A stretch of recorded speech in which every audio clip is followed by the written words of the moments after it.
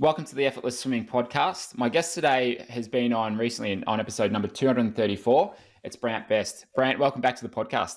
Great to be on, Brant. Last time we spoke about some things that amateur swimmers could take away from elite swimmers, because your experience is in working with swimmers at the top end or those that are looking to reach the top end. And so we covered some really good topics on that episode. And on today's episode, I want to talk about some similar things and just get some learnings that you've come across over the last couple of weeks and months with working with some of those elite athletes or those that are looking to make hopefully the Olympic team in 2028. And we'll talk a bit more about that. But I think there's a lot that we can learn from you and the athletes you're working with. So I want to dig deep into some of these topics. So we might kick it off with, you mentioned you've been in Canberra recently on a camp there. Do you want to talk a bit about what you were doing, who you were working with, and what were some of the things that you were looking to uncover there? Yeah, absolutely. So I was lucky enough to be asked to lead a camp with Swimming Australia, where we basically have worked out it's obvious really that the more depth we have, that the better we're going to be performing on an international stage, putting pressure on the guys at the top, but also bringing the next run through and not waiting until 25, 26, 27 to get that happening. So we're jumping early on that and getting our best young guys that we're targeting for that meet. And a little bit before that, hopefully, to give them the skills and the understanding of what it takes to swim 100 metres freestyle at an elite level, and jumping them from an age understanding to an open understanding. So that was the premise of it, and giving them and their coaches an understanding and an education, really, about what it takes. So I think we had most of the coaches there as well, which we were very, very lucky to have, because if you can't make a change, if you can make a change with an athlete, but you can't make a change with the coach, then you can't make a difference. So that was the initiative. And then we basically spent the week teaching them how to race their race and technical aspects, when to apply power, when to put your stroke rate on, when to sort of drive with your legs, and some skill-based relay skill applications as well. Now, someone might hear that and go, you're teaching them how to swim 100 freestyle. They might hear that and go, well, it's just up and back, just go fast. Yeah. But there's a lot more to it than that. Do you want to go into some of the details there of how to swim a good 100 freestyle at the elite level? It's a bit misunderstood, I think. From my point of view, we call the 100 freestyle a sprint, but really isn't a sprint at all. From my point of view, we spend longer swimming the 100 freestyle than a 400 meter runner does on the track.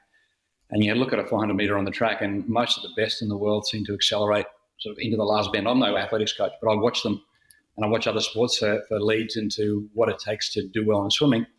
And they're definitely not sprinting from the start, and they're a long way from it. In fact, from a novice's point of view, it almost looks like they're doing a high-level jog around the first 100 metres. So I relate that back to our swimming and look at the effort that's put into the first 25 metres, and see that a lot of swimmers and a lot of men and the up-and-coming swimmers get after it early and hurt a lot late. And then what we're really looking for is a fairly even and level velocity through the race, and we get a fairly big drop-off, especially in their age group swimmers who don't understand, who get after it early. So early in the race, we want a lot of control, because later in the race, we want to come back fast and not lose our velocity. That's as simple as I can put it. The intricacies around that, and I put it very simply because I like to put it simply, because I've got a simple brain, and I need to think of it like that. And our athletes need to hear things simply, but there's a lot more sort of complications around it. But if we can come home faster, then we're going to produce a faster race. We're seeing the best in the world come back quickly, and we're seeing at 75 metres when the whips are cracking, then the last 25 metres is where the best in the world have come through over the last 10 years or so. So there's a lot of talk about the back end and how important it is to train the back end. We're looking at how the front end affects the back end specifically on this camp. And do you see Chalmers being one of the best at that? Because from the racing that I've seen he does, he's very good in that last 25. Oh, Carl's a beast, yeah, especially in the back end of his race. He's got good physiology for that. He's obviously got good speed, but also good control early in the race, so he's able to focus on that last 25 metres where it looks like he's accelerating. The truth of it is he's not accelerating, he's just decelerating at less of a rate than everybody else is decelerating, so it makes it look like he's taking off. His effort is higher than earlier in the race, but his velocity still isn't quite what it was at the beginning. which is also misunderstood about the 100. So his ability to control with good technique at the beginning of the race, swim with some softness, is absolutely what Kyle's all about. Now, you mentioned softness there. Do you want to talk about what you mean by softness? And I want to sort of preface this with had a swimmer email me this morning. He's sort of struggling to go beyond that 100 meters without feeling totally gassed. And in his email, something he mentioned was, for the first 25, like, I feel good. I feel lots of power in my catch and my pull. And I had to ask him, I've asked him another question, which I'm waiting for him to reply, but I'm asking, how much effort are you putting into that catch and pull? Because if every stroke is like a maximum effort each one, that is not sustainable, no matter how good you are. So when you talk about softness, what are you talking about there? Well, I think that and if we're talking about myths and misconceptions, I think the myth is that the maximum amount of power you put on the water and also the maximum tension is going to produce the maximum speed, and we know that's not the case. Look, it might be the case over 15 metres. We're even finding that that's not the case, even over shorter distances like that.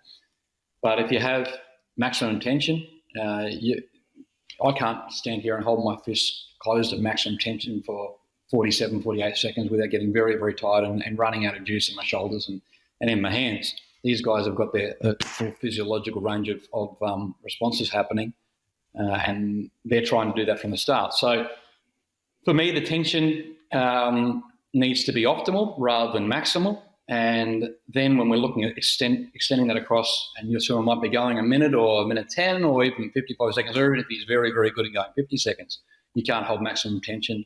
You can't probably even hold 8 or 9 out of 10 tension for that amount of time. So you've got to find the right amount of tension in your hands to extend across the race. So obviously we don't want to have 0 out of 10.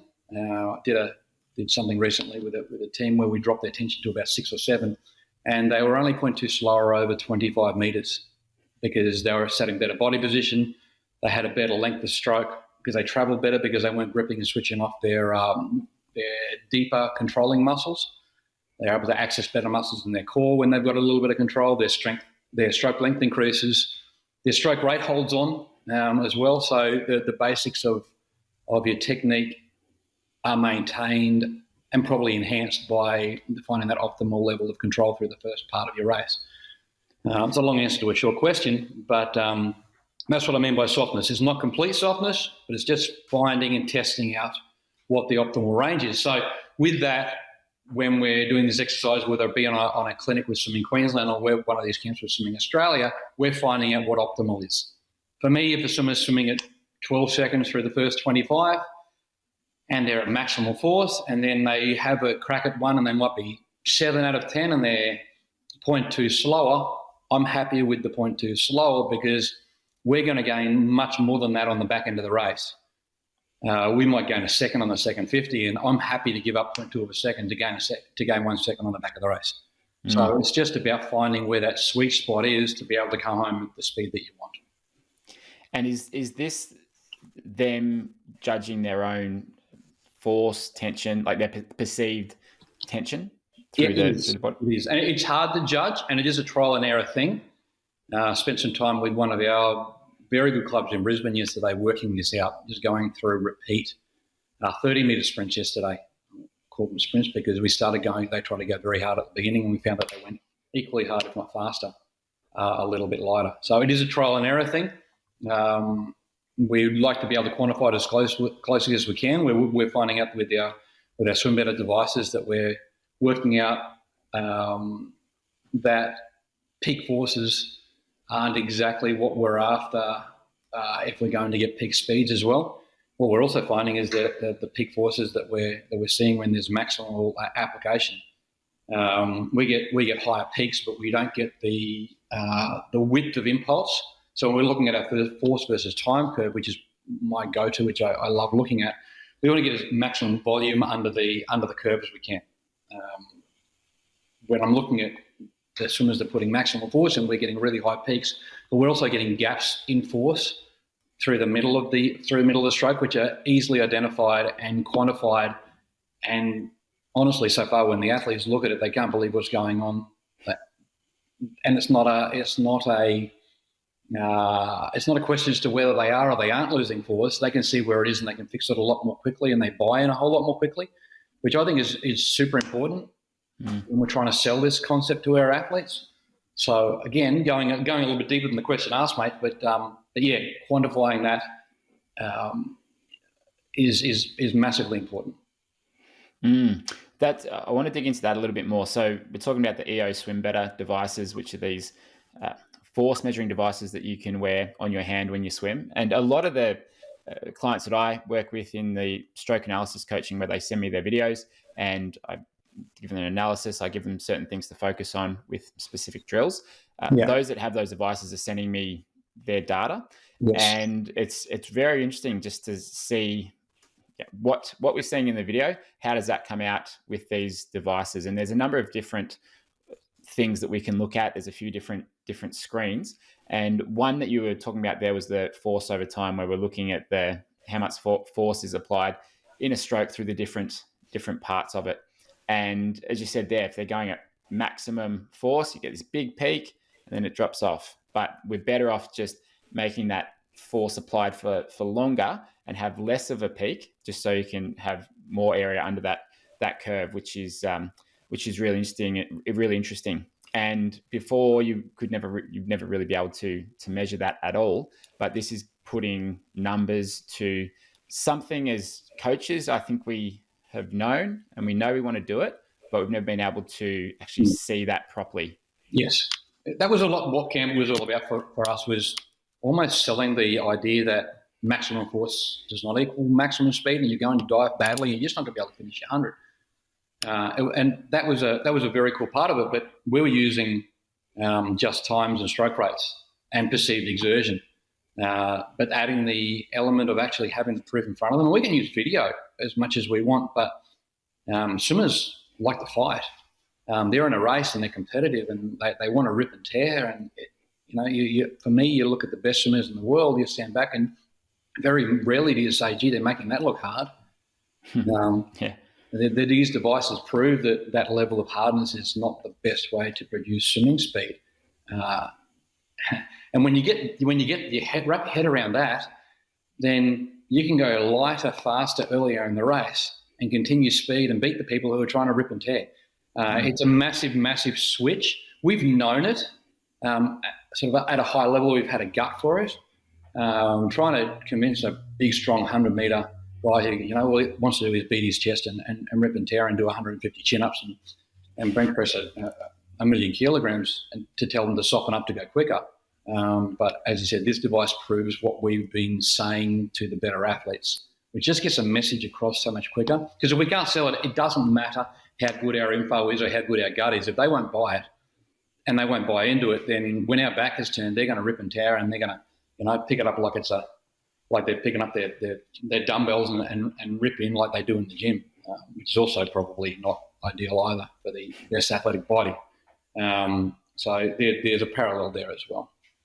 Yeah, absolutely. I mean, you get a bunch of 16, 17, 18-year-old guys in one place together, all at the top of their game, competing for the same spots in the next couple of years as they lead into these Olympics. And you will get that sort of energy level where they are wanting to just go as hard and as fast as they can. But if you look at someone like David Popovich, who he's not muscular, he's not that big, he's got a good physique for swimming, but he I think exudes that softness on the water when you watch him swim. Just great control, incredible feel for the water, and just incredible distance per stroke as well. And you can just see that is what we want. That's what's going to make you faster. Absolutely. One thing that isn't talked about with David with regards to his swimming is the amount of trust he has, and to be able to do that, because it would be easy just to want to get after it. But I haven't spoken to his coach about it, but he's absolutely sold that this is the best way to swim 100, but only because he's done the work and he's had that proven to him time and time again that he trusts that enough. And I think we misunderstand that. We don't do enough of that to sell the athlete. We say, this is the way to do it, and we expect them to buy into it. It's against instinct. They do want to get after each other. It was a challenge in Canberra when we got 8 good boys up against each other, and very similar to the environment that when we get 8 good boys up against each other, when we get into whether it be a national championship or a state championship or an Olympic Games, they want to beat their chests and get after it. James Magnuson struggled with that internationally because he's such a competitor. All he wanted to do was go. And even though our training and his gut set to control, the adrenaline was hard for him to control. He bought into it really, really well. So it's a challenge for all of our guys. So to have a device that proves it rather than for them to say, oh, just trust me, mate. It's just another level that I really wish that I had when I was coaching, because I think that potentially might have won even a few more races and maybe a couple of critical ones as well. Have that evidence in front of him. Hey, you don't need to go that hard, mate, to go fast, and let everybody else get after it, and you can have a little bit more control and then come home over them. Yeah, the clients that I've been working with who have sent through their data, one comes to mind. So he was when I looked at his average force per stroke, he was quite high. Now he was up around, it was like averaging 2.8 to 2.9 with each stroke. And when I look at my own, if I'm swimming at like a 200 to 400 meter effort, it's generally anywhere from about 2 to 2.7. And yet, and I'm swimming about almost twice as fast as this athlete that I was working with. And so, first of all, to me, that just says, all right, you're probably just putting too much force on the water. So let's just back that off. Let's really ease off that. And the other thing we were looking at was the direction of the forces. And there was a lot of upward force. And we see in the back of his stroke that he was finishing quite deep at the back. And so rather than pressing back and exiting past the hip, which would move him forwards really well, he was coming upwards, which would sends the hips down, and it's just not helping you go forward. So they're two things that we're working on now from seeing that data, which I wouldn't have known about the force. That I could not have told you and said, yeah, he's just really going hard each stroke. That I couldn't really distinguish compared to someone else. But the back part I certainly knew, but to see the percentage of his stroke that was upward forces, which was about 5%, and we really want that to be less than 1%, that was good to have that quantified. And a similar thing, just I think you get a lot more buy-in that way. You make a good point on the forces, because we're seeing that with quite a few, that our total force is very high, but then when you get a propulsive force, it's for some of them, especially the ones that want to grip, it's a much lower percentage. So they feel like they're holding a lot of water, which they actually are, but it's not sending them in the right direction. And it's misunderstood by them that they feel like they got all that power and pressure on the water, which they have, but it's not sending them forward. And it's wasted energy, and it's energy that you're never going to get back. You've only got a certain bucket of energy. And your brain and your neuromuscular system only have a certain amount of energy to put out, and if you waste it early, you're not going to have it at the end. And having it at the end when you're more fatigued, you can control more of it at the beginning of your race, and you might lose that point too. But once you're gone, you're gone. You've got no balance on the water. You've got no control on the water. Your brain is sending signals that you've got to stop and you need to get more air in. Lactate is going through the roof. All your systems are failing because you put in too much force at the beginning, and if it's gone in the wrong direction, then you've just thrown it out the window and your race is gone. So this is the evolution of the 100 freestyle. We've seen Popovich do it. We've seen a few more do it, but if we're reaching into having more athletes going to the 46 zone, and all the way down through to age groupers getting into making 49 a common thing, then it's going to not be because we're producing greater force, it's producing smarter force and then spreading it across the race and understanding it. I'm still trying to understand it because force is only, I've been able to measure it for 6 months of my coaching career, which has been like 33 years now. So still learning how to use it, but the data we're seeing is guiding us into some really good and interesting understandings with our coaches here, especially in Queensland. It's interesting you say that. I'm finding the same thing because it's only the last couple of months I've been using it with some of the athletes I'm working with. And it's like I don't know exactly how to use this and use this in a way where I can come up with a plan to let's make changes to your stroke this way. Just off the bat, the first one was a bit of a challenge, but now I'm starting to do it with more people. We're starting to see what those results are. We're getting better ideas of what the data means. So it's all quite new, but the last couple of months that I've been doing it, it's becoming clearer and clearer of, okay, what's the important stuff here? What is it that we should be focusing on? Because there's so much data there that if you try and read into all of it, you're probably going to be confused and do nothing with it. Yeah. So how do we keep it simple and choose one or two things?